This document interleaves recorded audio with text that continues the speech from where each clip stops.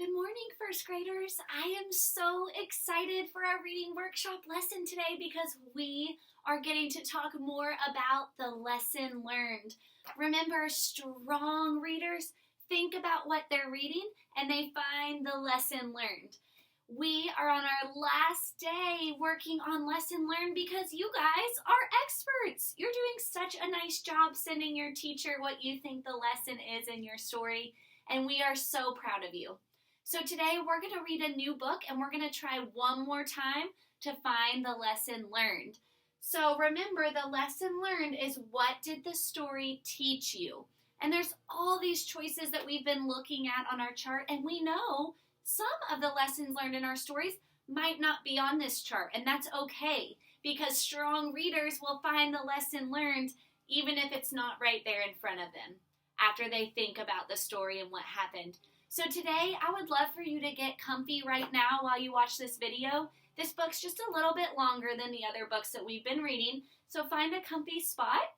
And I can't wait to read you this book, A Bad Case of Stripes.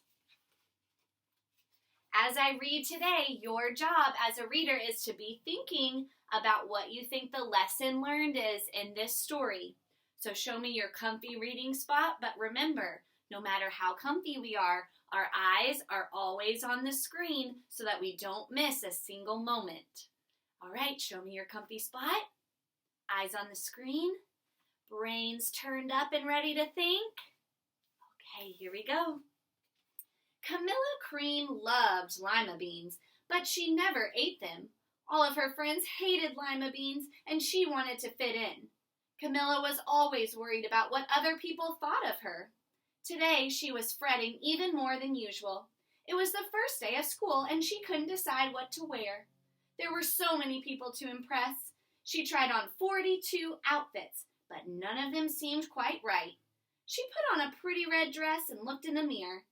Then she screamed. What do you think she's screaming at? Think it? Blow it in your hand. Shout at the screen. You might be right. Let's see. Her mother ran into the room and she screamed too. Oh my heavens, she cried. You're completely covered with stripes. This was certainly true. Camilla was striped from head to toe. She looked like a rainbow. Mrs. Cream felt Camilla's forehead. Do you feel all right? She asked. I feel fine, Camilla answered, but just look at me. You better get back in bed this instant, her mother ordered. You are not going to school today. Camilla was relieved. She didn't want to miss the first day of school, but she was afraid of what the other kids would say, and she had no idea what to wear with those crazy stripes.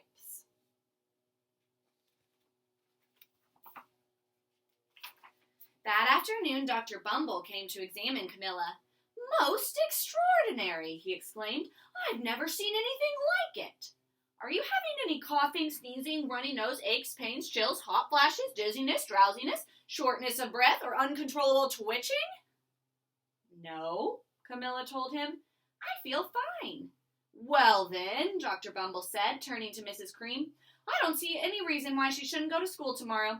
Here's some ointment that could help clear up those stripes in a few days. If it doesn't, you know where to reach me. And off he went. The next day was a disaster. Everyone at school laughed at Camilla. They called her Camilla Crayon and Night of the Living Lollipop. She tried her best to act as if everything were normal, but when the class said the Pledge of Allegiance, her stripes turned red, white, and blue, and she broke out in stars. The other kids thought this was great. One yelled out, let's see some purple polka dots. Sure enough, Camilla turned all purple polka dotty. Someone else shouted, checkerboard, and a pattern of squares covered her skin. Soon everyone was calling out different shapes and colors, and poor Camilla was changing faster than you can change channels on a TV. That night, Mr. Harms, the school principal, called. I'm sorry, Mrs. Cream, he said. I'm going to have to ask you to keep Camilla home from school. She's just too much of a distraction, and I've been getting calls from other parents. They're afraid those stripes might be contagious. Camilla was so embarrassed. She couldn't believe that 2 days ago everyone liked her, and now nobody wanted to be in the same room with her. Her father tried to make her feel better. "Is there anything I can get you, sweetheart?" he said. "No, thank you," sighed Camilla. What she really wanted was a nice plate of lima beans, but she'd been laughed at enough for one day. Readers, are you noticing something? Camilla does not want other people to know that she likes lima beans, and she really wants them, but she's not asking for them. Wonder what that means. Well, yes, I see, Dr. Bumble mumbled when Mr. Cream phoned him the next day. "I think I'd better bring in the specialist. We'll be right over." About an hour later, Dr. Bumble arrived with 4 people in long coats. He introduced them to the Creams. "This is Dr. Grop, Dr. Sponge, Dr. Cricket, and Dr. Young." Then the specialist went to work on Camilla. They squeezed and jabbed, tapped and tested. It was very uncomfortable. "Well, it's not the mumps," concluded Dr. Grop. "Or the measles," said Dr. Sponge. "Definitely not the chicken pox," put in Mr. Cricket. "Or sunburn," said Dr. Young. "Try these," said the specialist. They each handed her a bottle filled with different colored pills. "Take 1 of each before bed," said Dr. Group. Then they filed out the door, followed by Dr. Bumble.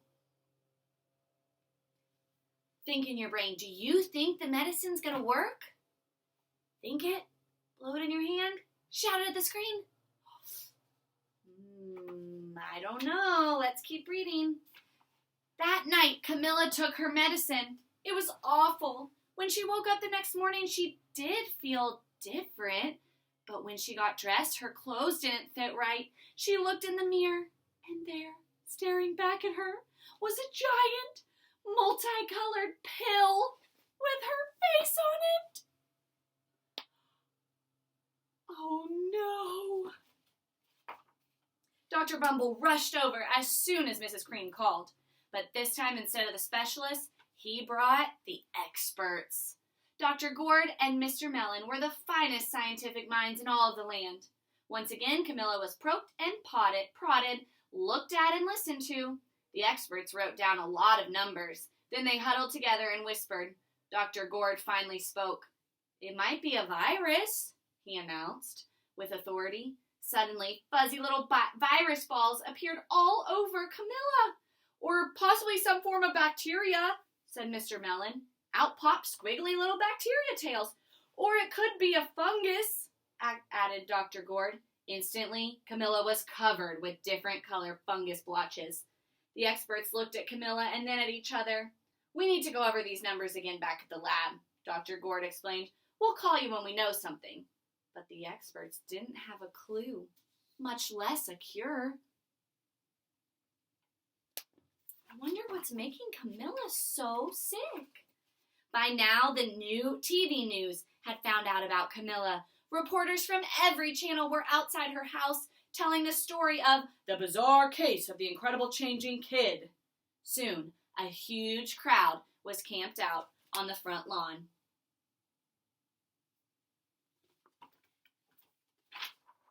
The Creams were swamped with all kinds of remedies from psychologists, allergists, herbalists, nutritionists, psychics, an old medicine man, a guru, and even a veterinarian. Each so-called cure only added to poor Camilla's strange appearance until it was hard to even recognize her. She sprouted roots and berries and crystals and feathers and a long furry tail, but nothing worked. What do you think she's gonna do? One day, a woman who called herself an environmental therapist claimed that she could cure Camilla. "Close your eyes," she said. "Breathe deeply and become one with your room." "I wish you hadn't said that," Camilla groaned. Slowly, she started to melt into the walls of her room. Her bed became her mouth, her nose was a dresser, and 2 paintings were her eyes. The therapist screamed and ran from the house. "What are we going to do?" cried Mrs. Cream. "It just keeps getting worse and worse." she began to sob. What do you think sob means? When you know, show me your light bulb. She began to sob. Good job. I see your light bulb. Sob means cry really, really hard. At that moment, Mr. Cream heard a quiet little knock at the front door. He opened it, and there stood an old woman who was just as plump and sweet as a strawberry. "Excuse me," she said brightly, "but I think I can help." My heart is filled with hope. Maybe she'll be able to help Camilla. She went into Camilla's room and looked around. "My goodness," she said with a shake of her head. "What we have here is a bad case of stripes. One of the worst I've ever seen." She pulled a container of small green beans from her bag. "Here," she said, "these might do the trick." "Are those magic beans?" asked Mrs. Cream. "Oh my, no," replied the old kind woman. "There's no such thing. These are just plain old lima beans." "I bet you'd like some, wouldn't you?" she asked Camilla. How did she know that Camilla likes lima beans? Let's see what happens. Camilla wanted a big heaping plate full of lima beans more than just about anything, but she was still afraid to admit it. "Yuck," she said. "No one likes lima beans, especially me." "Oh dear," the old woman said sadly. "I guess I was wrong about you." She put the beans back in her bag and started toward the door. Camilla watched the old woman walk away. Those beans would taste so good, and being laughed at for eating them was nothing compared to what she'd been going through. She finally couldn't stand it. "Wait," she cried. "The truth is, I really love lima beans." "I thought so," the old woman said with a smile. She took a handful of beans and popped them into Camilla's mouth. "Mmm," said Camilla.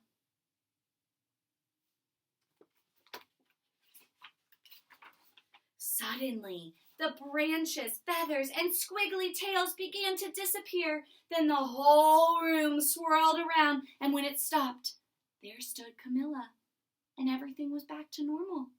"I'm cured!" she shouted. "Yes," said the old woman. "I knew the real you was in there somewhere." She patted Camilla on the head, and then she went outside and vanished into the crowd. Afterward, Camilla wasn't quite the same. Some of the kids at school said she was weird, but she didn't care one bit. She ate all the lima beans she wanted, and she never even had a touch of stripes again. The end. I loved that story. Did you love it as much as I did? Okay, we know that strong readers think about what they're reading and find the lesson learned. So let's think about what we learned from this lesson. She didn't want to tell people that she liked lima beans. So she said, "I don't like them, I don't like them, I don't like them." And all of a sudden, she got a bad case of the stripes. But what cured her, boys and girls? What made her better? Go ahead and tell the screen. I can't quite hear you. Tell me one more time. Right, the lima beans cured her when she finally said, okay, I like lima beans. And she ate them, all of her stripes went away. So I think the author in this story was trying to teach us to be yourself. Do you agree with me? If you agree, show me like this. That's right. When she was herself, she didn't have stripes. When she was proud to like lima beans, even if nobody else did, she didn't have stripes, did she? I bet there's something that you like that you think other people don't like, and you might be embarrassed to share with them that you like that. Like, I really like playing kickball. And I used to not tell people that because I thought it was a boy sport.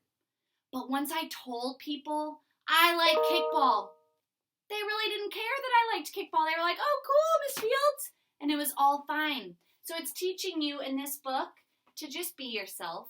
Just be yourself. And others will love you for just being yourself. Today, as a challenge for you readers, I want you to read a brand new book. And as you read, think about what you're reading and try and find the lesson learned one more time. You can write it on a Post-it note or an index card and share that with your teacher today, and they will be so, so proud of you. Thanks for snuggling up with me. Thanks for getting cozy as we read this wonderful story. I can't wait to see the lessons that you guys are learning in your books today. I am so proud of you. Set that timer, turn on some nice music, set up your reading mat with your books nice and tall, and find your lesson learned. Happy reading!